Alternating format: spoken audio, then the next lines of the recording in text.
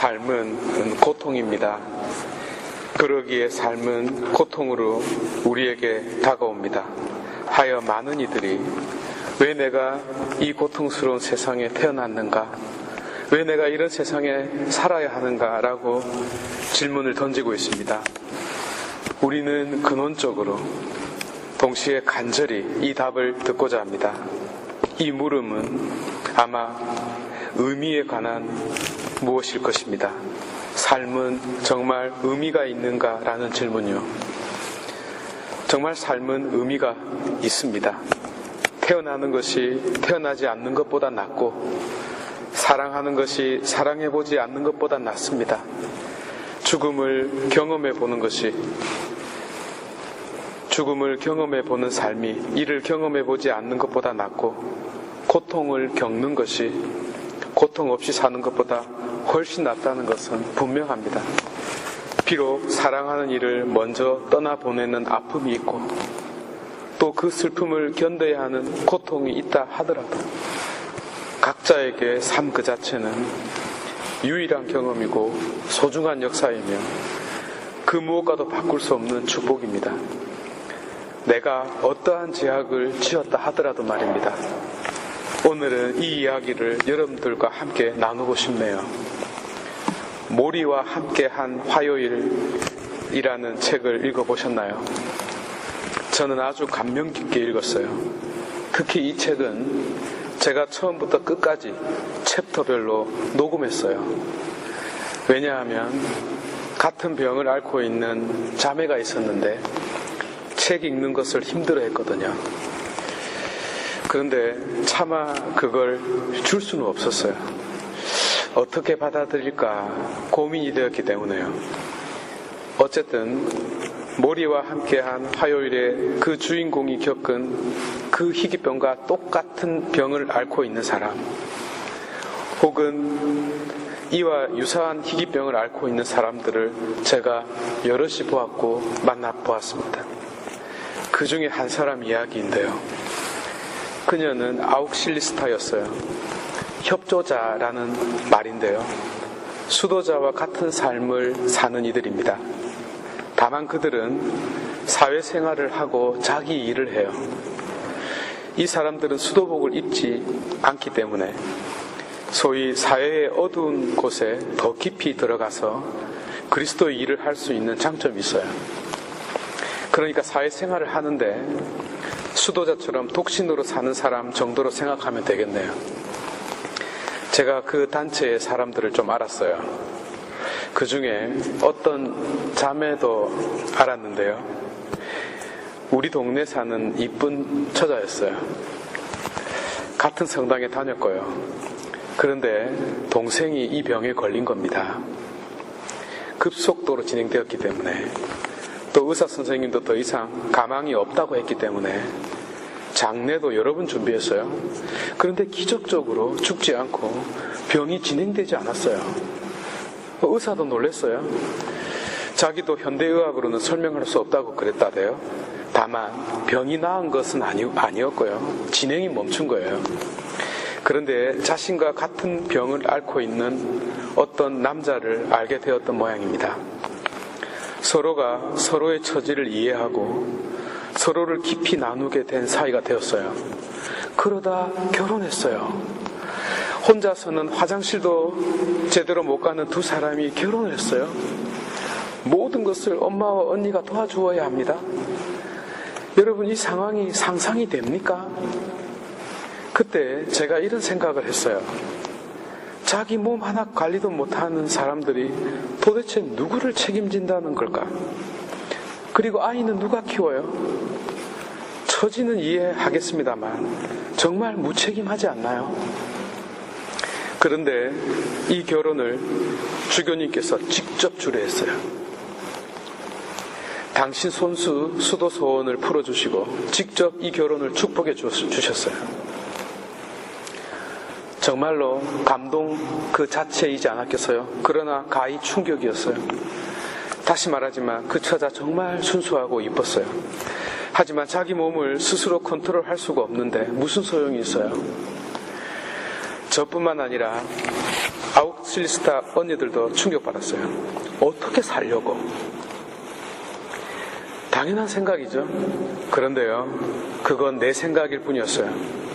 사람은요, 그 누구를 할지라도 사랑하고 싶고 사랑받고 싶은 감정이 있어요. 자기 존재를 실현하고 싶은 것은 존중받아야 합니다. 너는 이런 장애가 있고 저런 결점이 있으니까 하면 안 돼 라고 누가 말할 수 있죠? 없어요. 삶은 누구에게나 그 자체로 소중하고 유일한 것입니다. 아무도 함부로 판단할 수 없습니다. 오스트리아 제3의 빈 학파를 이끌었던 빅터 프랭클이 죽음의 수용소라는 책에서 서술했듯이 삶은 그 자체로 의미가 있고요. 그것도 깊은 의미가 있습니다. 왜 살아야 하느냐고요? 할 일이 남아있기 때문에요. 자신을 깊이 받아주고 사랑해주는 이가 아직 동시대에 살고 있으니까요. 자신을 기다리는 이가 있으니까요. 자신에게 기대하고 있는 이들이 있으니까요. 아직도 자신을 실현해야 할 일들이 있으니까요.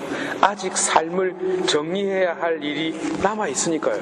그래서 삶은 그 누구에게나 소중한 것입니다. 어쩌면 오늘 복음의 메시지가 이 이야기가 아닐까요? 정말 새해를 다시 맞이하는 우리가 깊이 생각하고 되새겨야 할 메시지가 아닌가 싶습니다. 특히 여러 가지 어려움으로 고통을 겪고 있는 사람들에게 이 복음의 메시지가 큰 위로와 희망이 되기를 바랍니다. 마치 욥의 울부짖음처럼 잠자리에 들거나 아침에 다시 눈을 뜨는 것 자체가 고민일 수밖에 없는 사람들이 오히려 삶은 행운이며 축복이라는 것을 안다면 얼마나 큰 위안이 될 수 있을까요? 오늘 무대에 등장하고 있는 예수님은 당시 한창 인기가 올라가고 있을 때였습니다. 그런데 갑자기 나병 환자가 등장했습니다. 이 만남은 충격적일 수밖에 없었어요. 우리가 욥기를 통해서 특히 욥의 친구들의 말을 들으면서 엿볼 수 있듯이 당시 보상과 처벌에 관한 교리는 명확했습니다. 지금 현재 자신의 건강이나 부유함 혹은 다른 특권이나 행운을 받고 있는 자들은 축복받은 자들에 틀림없었습니다. 그들은 하늘의 법에 충실했거나 하늘의 명을 잘 받던 자들입니다. 그 결과 지금의 축복을 받고 있는 것이죠. 한편 빈곤과 질병 또는 지적인 장애나 그 밖에 다른 어떤 결점들을 지닌 자는 하느님의 축복을 받지 못하는 자로 인식되었어요. 자신이 큰 죄를 지었거나 아니면 조상들이 지은 죄악 때문에 지금 현재의 결과가 나타난 것이라고 믿었죠. 그러나 제가 그랬잖아요. 상선벌악의 교리는 심각한 문제가 있다고요. 상선벌악은 기독교의 장점이면서 동시에 단점입니다. 이것이 없으면 선하게 살아야 하는 삶의 동기가 사라지거든요. 그러나 다른 한편 이는 삶의 불행과 고통을 오해하게 만듭니다. 바로 이 문제의 결정적인 빈틈을 예수님께서 다루셨습니다. 그것도 특별하게 꿰뚫었습니다. 복음은 이 내용들로 가득 차 있어요. 예수님은 세상을 바라보는 사람들의 좁은 시각, 좁은 생각, 좁은 행동 양식, 곧 좁은 규범에 갇히기를 거부하신 분이셨습니다.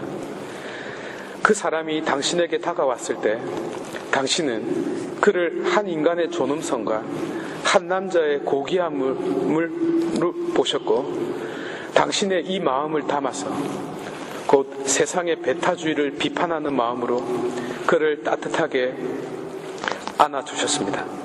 말하자면 당신은 어떤 슈퍼스타가 되려고 불치병을 고쳐주신 것이 아닙니다.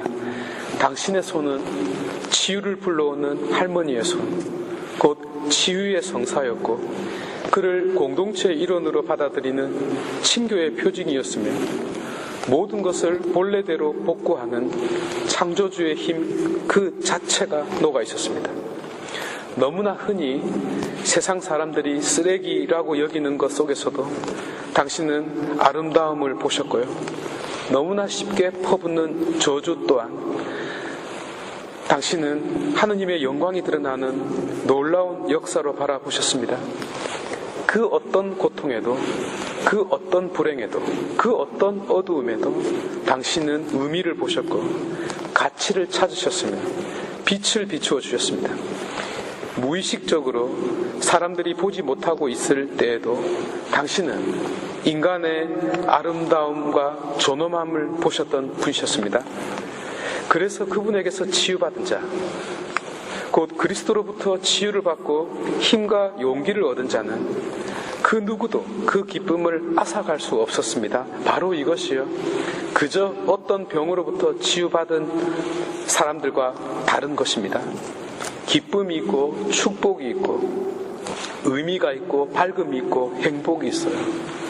곧 그리스도의 해석이 있었다는 것이 신약 성경의 위대함입니다.